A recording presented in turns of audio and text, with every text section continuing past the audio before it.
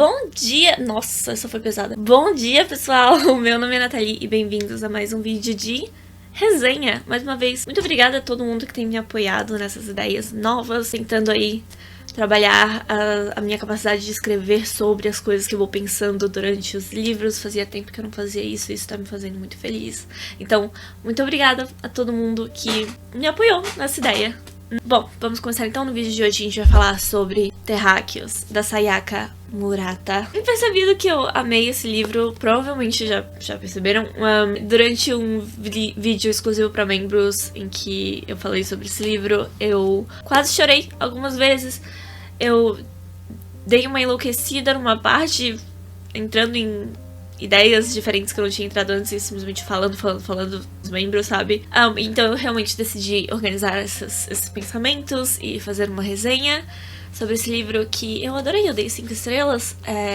Eu vou guardar ele aqui, eu vou ler ele daqui a 1 ano e meio mais ou menos de novo e ter novos pensamentos e surtar mais uma vez.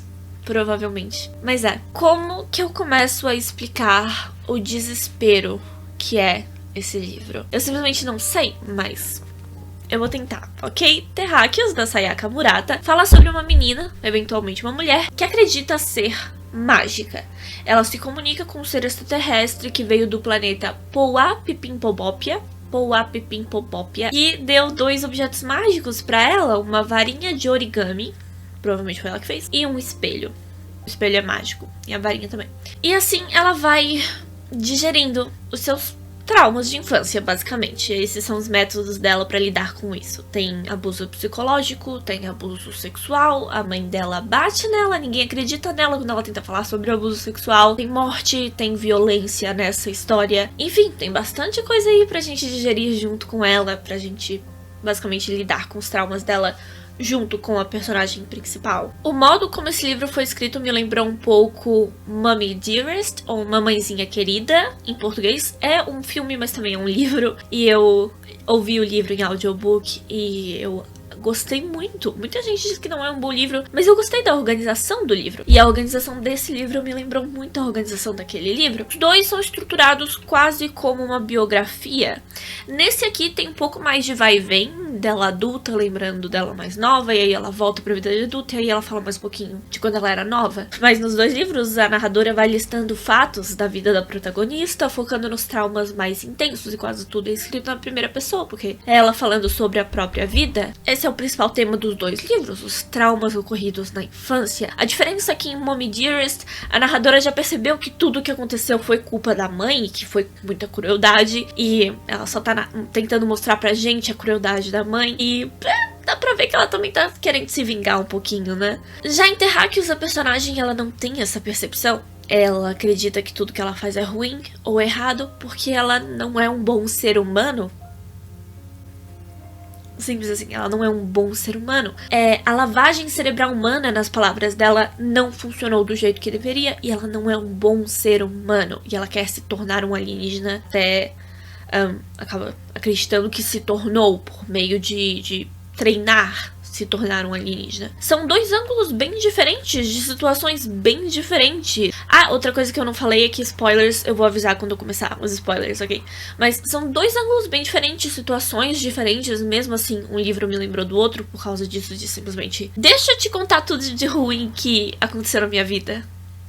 Como se fosse uma lista, uma biografia. Algo que eu gostei muito foi de como a autora conseguiu mostrar pra nós a inocência da Natsuki. Natsuki é a personagem principal. Na infância, a inocência dela, como ela fazia muitas coisas porque achavam que eram normais e realmente não entendia a seriedade do que estava acontecendo. Ou então muitas vezes era por puro trauma, por puro instinto do corpo pra se proteger. Mas ela realmente não entendia o que estava acontecendo. E quando ela foi pega, em vários desses momentos, eu ficava muito irritada, muito frustrada com os adultos na vida dela que não explicavam as coisas pra ela, porque é um pensamento que muitos adultos têm, né? Uma criança, ela não vai entender, ela não entende, mas você está irritado com ela porque ela fez uma coisa errada? Você acha que ela não é capaz de entender essa coisa errada, mas ela é capaz de fazer essa coisa errada de propósito? Qual é o sentido disso? Se ela não entende, qual é o sentido de você não explicar pra ela, então, por que é errado? explicam, e eu odeio isso, eu odeio. É uma das coisas que me irritavam muito na minha infância, é um dos meus... É uma memória que eu tenho muito da minha infância. É irritante, não seja assim. Explique pra criança por que ela tá fazendo as coisas erradas, sabe? Enfim, ninguém explicava. E por isso, Natsuki, assim como muitos de nós, cresceu com a ideia de que não era como os outros, era muito diferente dos outros. Ninguém ensinou ela a ser como os outros, ela mesma fala. Lavagem cerebral não funcionou. E o problema não é ser diferente. Quer dizer, no livro o problema é ser diferente, o problema é que as pessoas não aceitam o fato dela ser diferente. Mas, pra mim, o problema não é ela ser diferente. O problema é que ninguém explicava pra ela o porquê das coisas estarem erradas. Simplesmente assim, muitas vezes quando você tem que explicar pra uma criança o porquê uma coisa é errada, ela vai continuar te perguntando por quê. Por que isso é errado? Por quê? Qual é o problema? E muitas vezes você vai ficar sem resposta, porque realmente aquilo não é errado. Aquilo só é errado pra você. E isso é uma oportunidade de aprendizado, na minha opinião. Esse livro, pra mim, só frustração, só dor e sofrimento. Antes de começar os spoilers agora, eu quero muito entrar em detalhes. Tô doida pra falar em detalhes do que acontece no livro, mas eu só quero mencionar um pensamento que eu tive sobre cultos nesse livro, que foi o que me fez surtar no vídeo pra membros. Cultos podem nascer desse tipo de pessoa, pessoas como a Natsuki, que simplesmente por causa de uma infância difícil, traumas, conflitos não resolvidos, se convence de que não é um ser humano.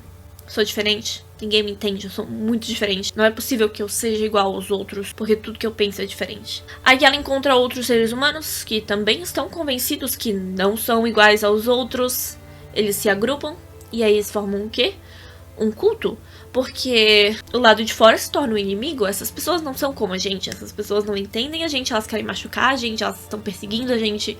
Elas são o inimigo. No livro, o que ela chama de fábrica são as pessoas que insistem em ter filhos e trabalhar, né? Basicamente, nascer, aprender, trabalhar, ter filhos e morrer. É o ciclo da vida humana e eles não querem isso. Então eles chamam essas pessoas de fábrica de seres humanos. E eles se tornam um inimigo. E aí você vê o que acontece. Se você lê o livro, você sabe o que acontece. Bom, então é legal. Agora sim eu vou falar sobre spoilers, então se você não quer ouvir spoilers sobre a história, muito obrigada por assistir. Vai ler o livro, maravilhoso. Spoilers agora, né? Primeiramente uma teoria que eu criei, eu queria saber se mais alguém entendeu isso quando eu tava lendo o início do livro. Se você leu, claro. O primo dela, o Yu, vocês acham que ele era desnutrido? Ou que ele também era abusado pela mãe? Porque, sim, a mãe dele o tratava praticamente como marido, e isso é, sim, abuso infantil, abuso psicológico, mas eu digo que ele era desnutrido. Vocês acham que ele não comia da maneira correta? Ou a comida era negada pra ele em casa? Porque a Natsuki diz que ele é pequeno demais pra sua idade, que ele não crescia como as outras crianças. E, bom, ele não cresce no livro como as outras crianças, e que as mãos dele estão sempre geladas, mesmo no verão. E pra mim isso são indicações que a autora dá de que ele é uma criança desnutrida, uma criança que não tá crescendo da maneira correta. E também eu acho que muitas vezes mãos geladas pode indicar que ele não tem a boa circulação sanguínea, ou até que ele simplesmente tá sempre nervoso. E a gente vê depois que ele tá sempre tentando agradar todo mundo, ele tava sempre insistindo em ser o melhor pra todo mundo. E isso, é claro, pode gerar suor nas mãos geladas. São sintomas de nervosismo, né? Então o que vocês acham? Vocês concordam comigo? Qual é a ideia que vocês têm sobre isso? Agora eu vou reclamar mesmo. Eu fiquei muito irritada com a maneira como a família tratava a Natsuki na infância. Mas também fiquei muito frustrada com, mesmo quando ela era adulta, ela ainda não tinha um minuto de paz. Ela não é à toa que ela se sentia vigiada por uma organização que tentava controlar os corpos dela e do marido. Depois que eles descobriram que ela não queria fazer sexo, eles viviam perseguindo essa menina. Literalmente perseguindo. Menina não, mulher, né? Imagina se descobrissem que ela nem tinha interesse em sexo de verdade.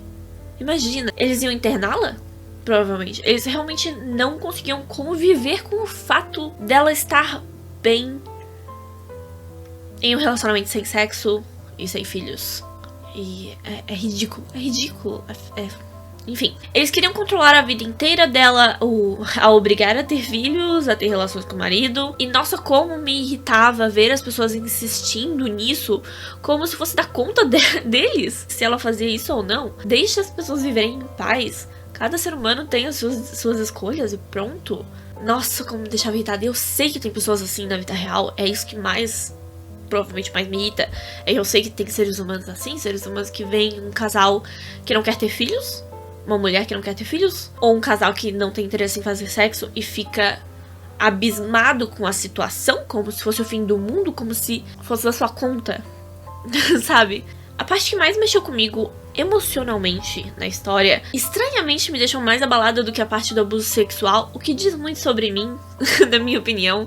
Mas a parte que mais me deixou realmente magoada com a história foi a parte em que ela reencontra o Yu, o primo dela, quando adulta. 23 anos depois, de acordo com ela, né? Faz 23 anos que os dois não se veem. O Yu era uma pessoa que ela amava muito na infância, uma pessoa que a acolheu, que tinha uma conexão grande com ela, e o que eles tinham era muito fofo, era uma parceria de verdade. É claro que não era um amor romântico, era só a ideia que ela tinha de um marido, alguém que tava ali pra protegê-la, pra cuidar dela. Era o que ela achava que um marido deveria fazer. E ela achava também que os laços de matrimônio eram mais fortes do que os laços familiares. Na inocência dela, ela confiou muito nele. E aí, quando ela cresceu, ela o viu após 23 anos e ele a tratou como louca. Porque ele não acreditava mais nessas coisas, mas ela sim. E ele simplesmente tratou ela com desprezo e isso me magoou. Parece que isso me magoou mais do que magoou a Natsuki. Eu fiquei abismada. Eu fiquei muito triste. É sério. A personagem demonstrou menos tristeza por isso. Ela ficou surpresa, mas ela não ficou tão magoada quanto eu fiquei. Eu fiquei magoada com isso. E eu acho que isso diz muito sobre mim. As coisas que iam acontecendo na história me fizeram ficar cada vez mais curiosa pra ver o que ela faria quando ela finalmente conseguisse escapar dessa perseguição da família dela. E aí ela conseguiu, né? Ela fugiu da fábrica. Eles estavam escondidos. Teve um negócio... Como é que é? Eu ia dizer derrame, não é derrame. Mas enfim, a estrada estava fechada, eles estavam praticamente isolados, eles estavam vivendo da natureza. A vida estava sendo super legal pra eles e eu tava torcendo por eles. De verdade, eu queria que eles fossem felizes, longe do mundo. Até o momento em que os pais do professor foram mortos, eu estava de boa. Tava na paz. Quando eles foram assassinados, eu logo pensei, assim, sério, eu tava seguindo a mentalidade deles de boa, dá pra ver porque eu me identifiquei tanto com a personagem, porque literalmente, assim, eu já tava no instinto junto com eles. Quando os dois morreram, eu pensei, eles vão comer os dois. É óbvio. Eles vão comer os dois. A linha do tempo aqui tá perfeita. Eles vão comer os dois. Eu sabia que isso ia acontecer. Mas aí no final mesmo, sabe, tipo, a última página, eu fiquei confusa. Eu fiquei impressionada, mas confusa. Com a perseguição e com um momento final ali de... O quê? Os três estavam diferentes. Não, sério. Se você leu esse livro até o final, me diga se você acha que aquela mudança física nos três personagens é obra da mente da Natsuki e ela simplesmente imaginou eles daquele jeito porque ela gosta, que ela quer pensar que eles se tornaram alienígenas de verdade, ou se eles realmente ficaram daquele jeito no convívio ali dos três, ou se eles realmente eram alienígenas, estavam grávidos, porque eles disseram que estavam grávidos. Prenhes, foi a palavra que eles usaram, prenhes, a gênero, prenhes. Porque eu fiquei no muro entre as duas coisas, entre ser real e ser só coisa da cabeça dela. Tipo, sim, esse livro foi super realista até o momento, você sabia mesmo, ouvindo os relatos dela da infância, você sabia que era só a imaginação dela, mas... Ao mesmo tempo, por que não? Por que não confirmar que eles eram seres extraterrestres no final? Eu não sei.